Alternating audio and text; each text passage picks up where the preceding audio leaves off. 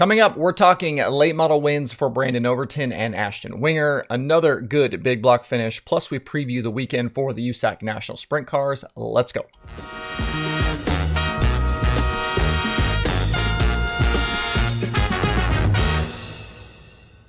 Today is Thursday, February 17th, 2022. Welcome into Dirt Tracker Daily. I'm Justin Fiedler. It was an interesting night last night at Volusia with the first World of Outlaws late model night taking place, plus the big block modifieds. I had forgotten that we were getting two features last night from the late models. We got the normal Wednesday night race, plus the Friday makeup feature from the Sunshine Nationals back in January that was rained out. As expected, the car count bumped up a little more last night, and we ended up with 58 in the field. And it was a tough night for several teams, including Tuesday's winner Ryan Gustin and Brandon Shepard. Both needed provisionals to get into the feature, and Gustin would be the first car out of a race filled with attrition. That first 40 lapper on the night was kind of a mess. We only had 18 of 30 starters running at the end. There were lots of broken pieces and some incidents and some front runners who fell by the wayside. Early leader Kyle Strickler was one victim. He bowed out with a broken driveline after leading the first 15 circuits. The track did develop some ruts, and it was a little heavy, so there was talk of several guys even running out of tear-offs. After Strickler pulled off, Dale McDowell led briefly on the restart, but then Brandon Overton was quickly by him for the top spot. McDowell later ended up 21st after contact with Chris Madden set him around.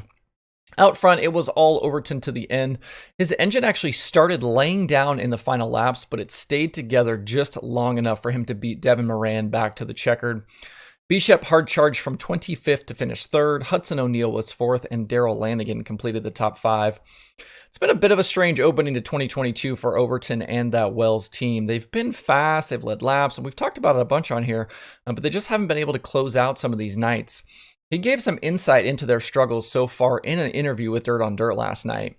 He said, quote, "We've changed everything on this thing every single night, every feature we've ran. The new body rules and all that stuff just kind of got us in a little box, and we've just got to figure it out. I had a pretty good package last season with the way everything was, and it's kind of changed it a little bit, but we'll just keep working," unquote. Interesting to hear them admit the rule changes have thrown them a curveball to start this season. The night's second 40-lap feature was a little bit cleaner, with Ashton Winger actually the top car by far. Following an early restart, Chris Madden briefly took the lead from Winger on lap 6, but from there it was all of the 89 out front. Winger drove away to his 4th career Outlaw win over McDowell, Madden, Moran, and O'Neal.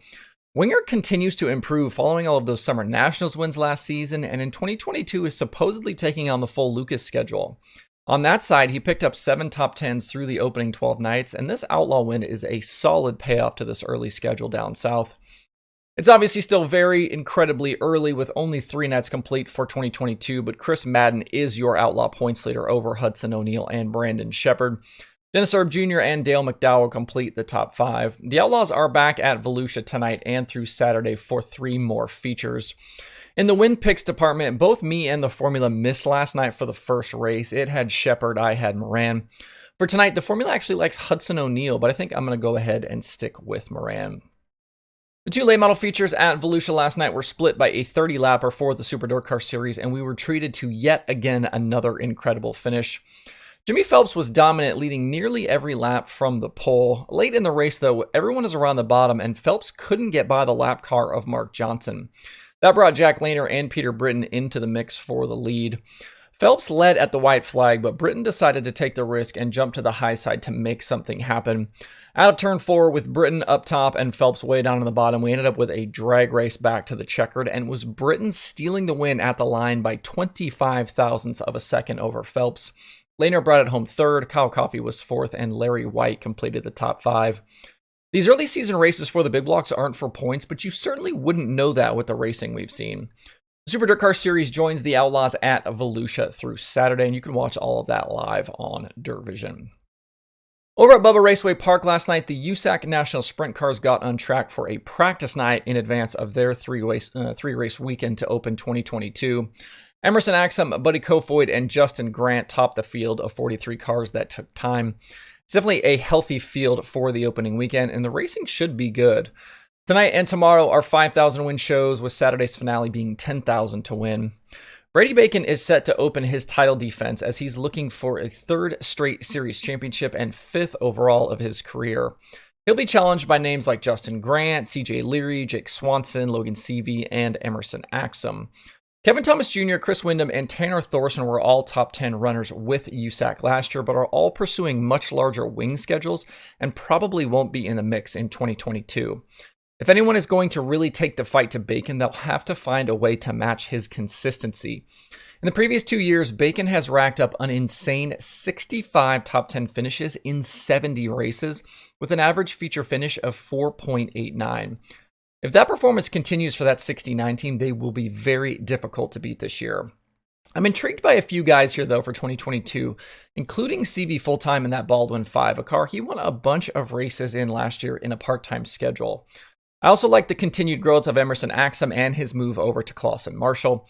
That team will definitely win some races this season, and you can never count out veterans like Leary and Grant.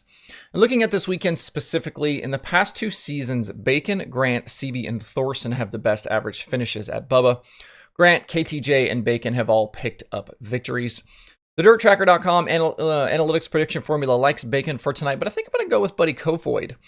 Keith Kunz has brought out a non-wing car for the first time in a while, and after having to rebuild that car after a test crash earlier in the week, Kofoid was very fast last night. In his previous 5 sprint car starts, Kofoid has 4 top 5s and 5 top 10s. This could be a good night for that first victory. If you aren't nearby and would like to watch tonight, Flow Racing has the live stream. Elsewhere tonight, if you're a winged sprint car fan, don't forget that Flow has the first night of 360s from East Bay as part of Winter Nationals. This event always draws a very strong group of cars, and they race every night through Saturday. And in some news I forgot to mention in recent days, XR is expanding their winter schedule of races out west for 2022 and 2023. In addition to the Duel in the Desert at Las Vegas in November, they've added 2 new weeks of super late model racing at Vegas. They are calling those the Silver State Super Speed Weeks. Races feature progressive payouts starting with an 11,000 to win show on January 17th and ending with a 20,000 to win show on February 25th. The first Speed Week runs January 17th through the 21st, which is the week after the Wild West Shootout.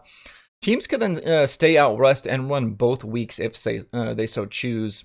The second week is February 21st through the 25th. It'll be interesting to see how this coincides with Speed Weeks in Florida and Georgia for the Outlaws and Lucas, and how fractured the fields may become if guys are forced to choose. XR continues to build out their schedule with more big paying races, and they don't seem to be worried about mixing things up with the late model establishment. To see more on the new races out west, visit racexr.com. The streaming schedule has 4 shows on it for today. They are the Dirt Car Nationals from Volusia on Dirt Vision, and then the USAC Sprint Cars from Bubba Raceway Park, and those 360s from East Bay. Both of those are on Flow Racing, along with Flow 24/7. To see the full daily streaming schedule with links to watch through the weekend, visit dirttracker.com/watch tonight. Just a quick note, today is my last show for the week. I'll be busy with the day job on Friday and over the weekend, so enjoy the dirt racing coming up, and we'll be back on Monday to talk about all of it. That's it for the show today. Have a good Thursday. If you have thoughts about the topics on today's show, please leave them in the comments below or tweet at me. Thanks everybody for tuning in this week. We'll be back on Monday for more Dirt Tracker Daily.